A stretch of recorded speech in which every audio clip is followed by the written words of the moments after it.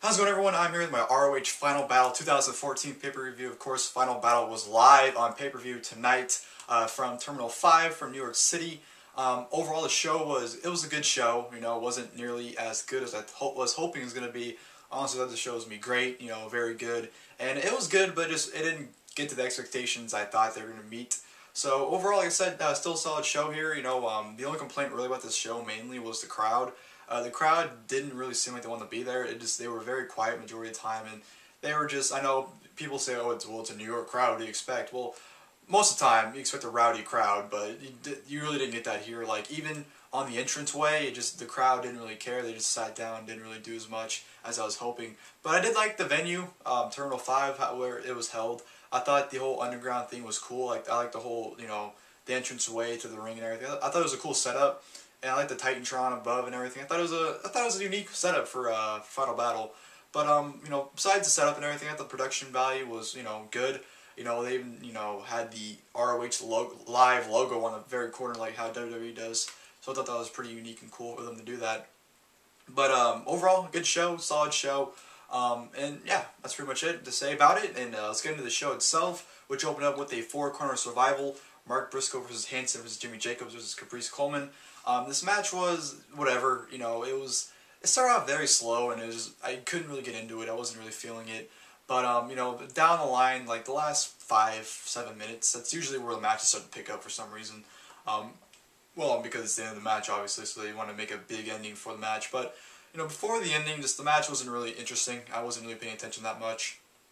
Hanson, obviously, was the breakout star of the match. Like, the entire focus was on Hanson, how impressive he was. I haven't seen too much of him, but from what I saw in this match, I was actually mildly surprised. For a guy, you know, of his stature and his size, I was actually very surprised how good he was. So, whatever opener, didn't expect much. You know, there was a lot of messing around, too, from guys like Caprice Coleman and Mark Briscoe. So, I wasn't really, you know, this wasn't really that good of a match. So, whatever opener, decent. Hanson picked up the victory with a spinning kick to, I think it was Caprice Coleman for the victory. So, yeah, whatever opener there, just nothing much to talk about.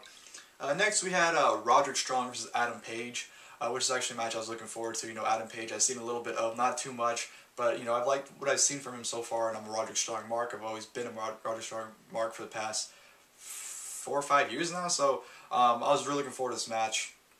And I thought it delivered. I thought it was a good match. I thought it was solid. Adam Page put on a pretty good performance. You know, he has kind of a new look now. His hair is like slicked back, and like he's trying to look like a heel. And Roddy just, you know, he's great. So they put on a very solid match here. Very physical, too. They really laid in the chops. Especially Adam Page. He gave a vicious lariat on the outside. So I thought the physicality was good. I thought they were, you know, just beating the holy hell out of each other, which, you know, pretty much was the storyline, you know, of the match. So I enjoyed it for what it was. It was enjoyable. You know, Roderick Strong, you know, has been being used pretty much as a guy to elevate the younger talent, it seems like. You know, looking back at Best in the World, he put over, you know, Cedric Alexander. So, you know, lately, you know, Roddy's basically been used to put talents over. And I think he made Adam Page look very good here. Ending, you know, end of Heartache, followed by a Stronghold, which would, you know, be transitioned into a Lion Tamer. And Adam Page didn't even tap out. He actually passed out. You know, referee had a ring for the bell. So I thought the finish made Adam Page look good too, because he never gave up. He never got pinned. He never submitted. He passed out. So I thought it was a good way to put him over, even though he didn't win. So a solid match. I enjoyed it. Good stuff between the two guys. And next we go into Michael Elgin versus Tommaso Ciampa, which I know I saw a lot of people complain with this match, but for me personally, I honestly liked it. I thought it was a good match. I thought just the physicality, them beating the holy hell out of each other was, you know, good enough for me. You know, this match wasn't, you know, as good as their PWG Battle of Los Angeles match from this year, Night 1. Wasn't nearly as good as that, but I thought it was a good match here. Good, you know, I thought it was solid. You know, they're just really laying it in. I can see how people are complaining. I mean, they hit their finishers pretty early on in the match, and they both kicked out of each other's finishers, so I didn't agree with that. But, you know, for what it was, I guess I liked it because of the brutality, you know, just them just really just laying their hits in and beating the hell out of each other. So I guess that's why I liked it, but, you know, I can see why people didn't like it. You know, it wasn't really that good of a match, but when we're looking from a physical standpoint, I thought it was a good brawl. But ending was kind of bizarre.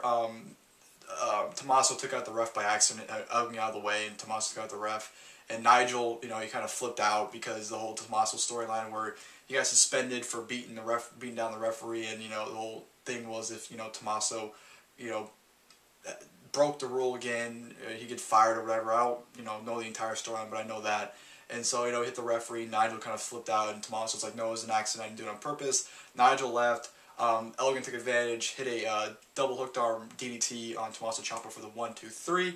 Wins the match, so whatever. I mean, personally, I liked it, but I can see why people didn't like it.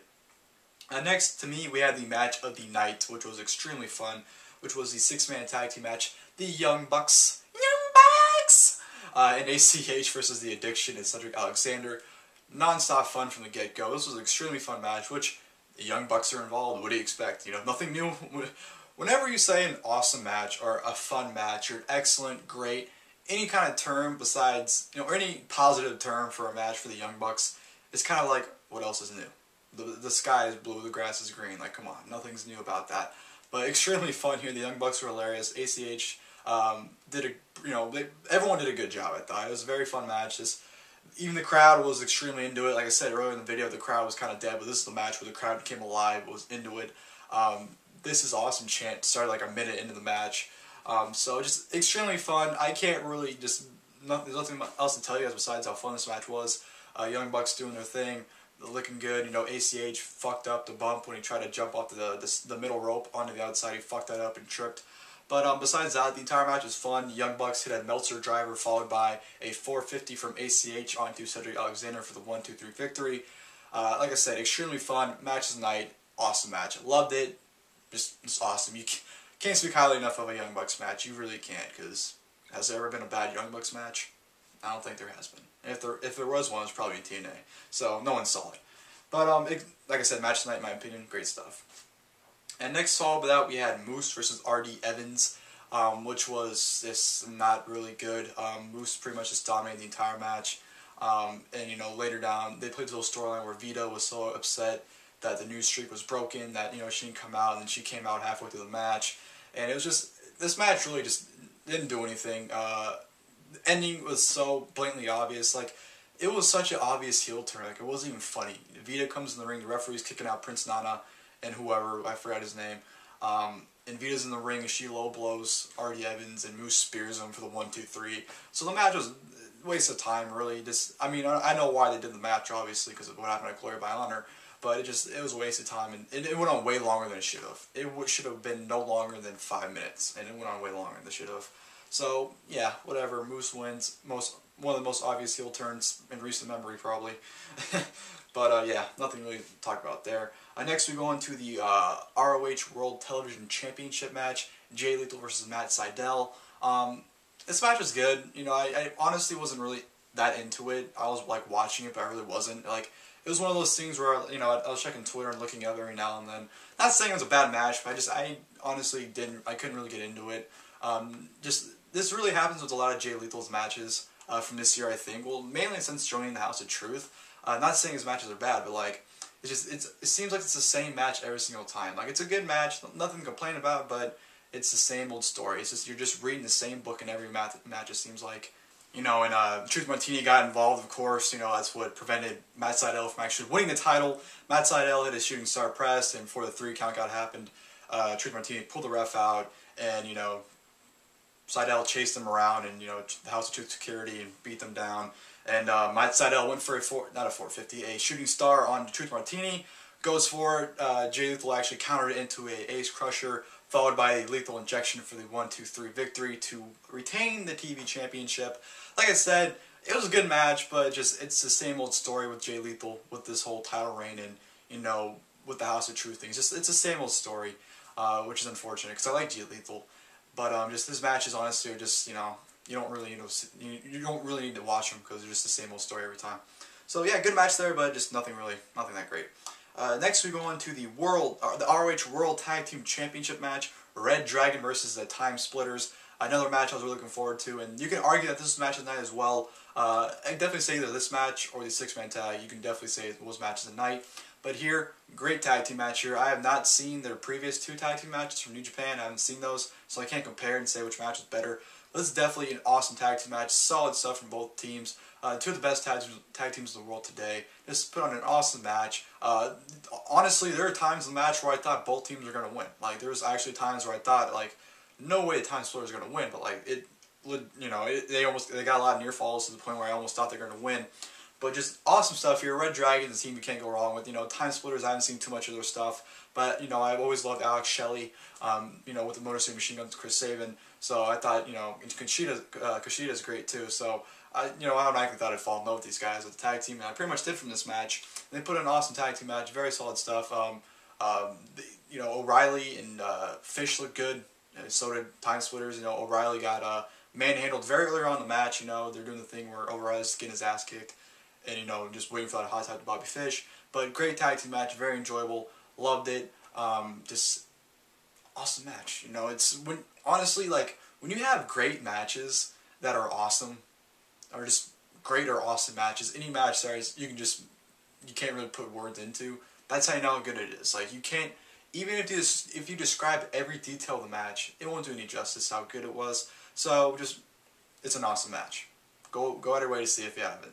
Awesome match. That's all I'm going to say. reDRagon retains. They had chasing the Dragon a few times, but they ended up hitting it one last time, and then O'Reilly put Kushida in the cross arm breaker, which Kushida tapped out to. So awesome tag team match, just very enjoyable, good stuff.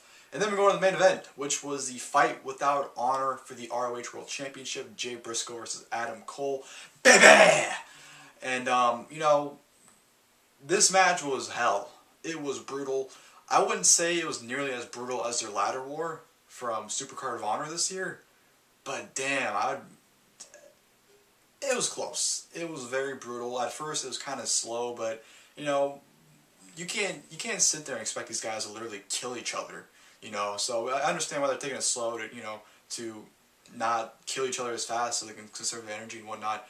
But it was brutal. Thumbtacks into the mouth, super kick followed by, looked painful, staples to the head, chairs, people getting super kicked through tables, getting fucking, the airtime Cole got when Briscoe just gave him a backdrop he was in the air for a while. It seemed like he was in the air for like an hour before he landed. He had phenomenal airtime. Landed on the thumbtacks, it was war. I mean, the match wasn't, all that great, but just the brutality of this, it makes up for the match quality. It was just them trying to kill each other, trying to win the title. They kicked out of finishes, Cole gave a German German straight jacket suplex, or straight jacket German suplex, however you want to say it, on the Briscoe. He kicked out. Briscoe hit the Jay Driller. Cole kicked out. It was just back and forth war. Kendo sticks getting involved. Cole got busted open very badly to the point where the doctors had to come out and make sure he was all good before the match continued. But just brutal match. Ending came, Jay Briscoe ended up hitting the Jay Driller onto the world title on Adam Cole for the 1-2-3 victory to retain the ROH world title. And just extremely brutal. I wouldn't say as brutal as their ladder war, like I said, but it's up there. It was a brutal match. It was definitely brutal. But yeah, that'll do it for the Final Battle review, guys. Hope you guys enjoyed the video. Final Battle, like I said, was a good show. I wouldn't put it as a great show, but it was definitely good and worth watching. So thank you guys for watching this video, and until next time, I'll see you guys later.